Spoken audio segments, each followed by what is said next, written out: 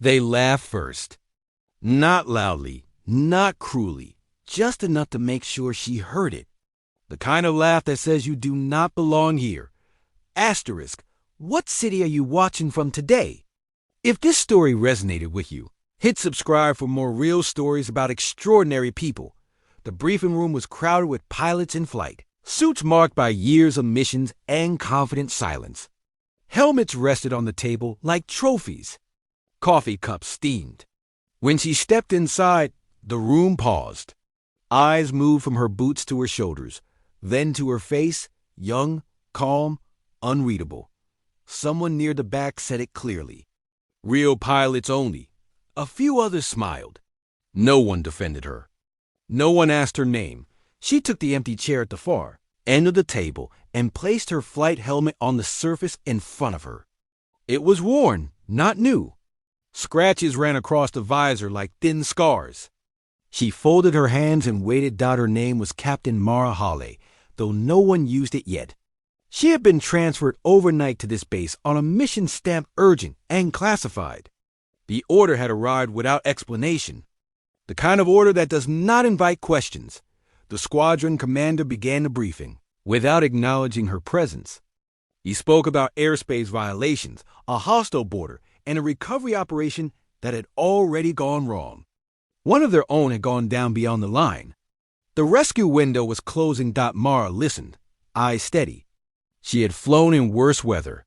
She had landed on shorter strips. She had pulled people out of places no map liked to name. When the commander asked for volunteers, hands went up quickly. These men had reputations to protect and confidence to match. No one looked in her direction. Then a voice from across the table said, "Sir, is she lost?" The room chuckled again, softer this time. The commander finally turned toward her. "Captain, this mission requires experience." Mara nodded once. "Understood." Sir. Another pilot leaned back in his chair and glanced at her helmet. "What squadron are you from?" She answered evenly. "Search and recovery." He raised an eyebrow. "That is not a combat wing." She met his gaze. "Not officially." The commander cleared his throat and continued assigning roles. Mara remained unassigned. When the briefing ended, chairs scraped back and pilots stood, talking among themselves. She stayed seated. The commander paused at the door. "Captain Hawley, a word." They stepped into the corridor. He studied her file on a tablet, scrolling slowly. "You are young," he said. She did not argue. "Your transfer came with no warning. Yes, sir. And no explanation." "That is correct." He looked up. "I have no room for passengers on this mission." Mara held his eyes. "I am not a passenger." He hesitated. The clock on the wall ticked louder than it should have. Finally, he exhaled. "You can observe from the tower." "That is the best I can do. Thank you." Sir.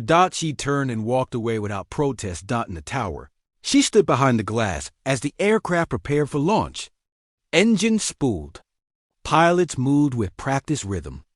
The rescue team boarded with tension written into every step.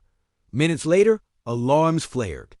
A weather front had shifted faster than predicted. Communications with the downed pilot broke again. The mission commander on the ground began recalculating routes. Mara watched the screens. Her jaw tightened. The storm pattern was wrong. The wind shear would push the lead aircraft off course. The terrain would funnel them into a trap of cloud and rock. She stepped forward.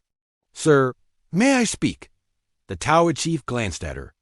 "This is not your operation. If they follow that route, they will lose altitude too fast." He frowned.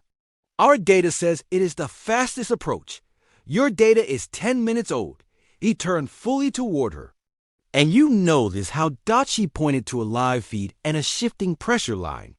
"Because that storm behaves like a living thing, not a chart." The tower chief hesitated, then shook his head. "We do not change plans based on intuition." Mara inhaled slowly. Then she reached for the console. "What are you doing?" Someone snapped. She keyed the mic with a calm hand. "Raven lead." "This is Tower Observer Hawley. Recommend immediate course correction. Heading 035. Climb 500. The channel went silent. The mission commander's voice crackled back sharp and irritated. Tower, identify that call sign. Mar answered without pause. Call sign Ghost 9. The room froze. The tower chief stared at her. That call sign is classified. Raven Lead spoke again, slower now. Confirm Ghost 9. Confirm. Another pause. Then quietly, copy that. Adjusting course. Outside the aircraft bank, climbing into thinner air. The tower chief leaned close to her. Who are you? Mara kept her eyes on the screen. Someone who has flown that storm before. As the rescue unfolded, complications stacked one after another. A fuel warning. A mechanical glitch. A sudden loss of visibility. Each time, Mara spoke once, clearly. Each time, the pilots listened.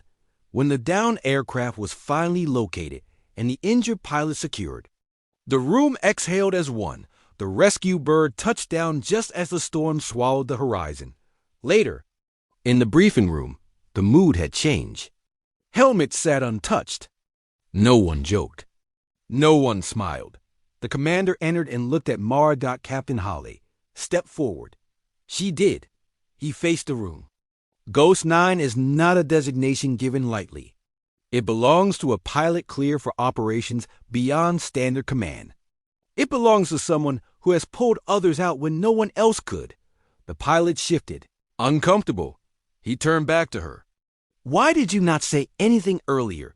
Mara answered simply. Respect earned under pressure lasts longer than respect demanded by rank. Silence followed, heavy and thoughtful. One of the pilots who had laughed earlier cleared his throat.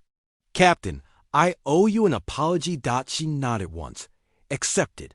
The commander extended his hand. You will lead the next operation. She shook it firmly. That night, Mara walked alone along the flight line. The air smelled of fuel and rain. Her helmet rested under her arm. She thought of the times she had been overlooked, dismissed, underestimated. She thought of the people who never lived long enough to explain themselves. She did not crave recognition. She craved readiness. The moment when skill mattered more than perception. In the days that followed, the squadron trained differently. They listened more. They questioned assumptions. They learned that strength does not always announce itself loudly. Mara became part of the rhythm, not as an exception, but as an example. The laughter never returned. Some stories are not about proving others wrong.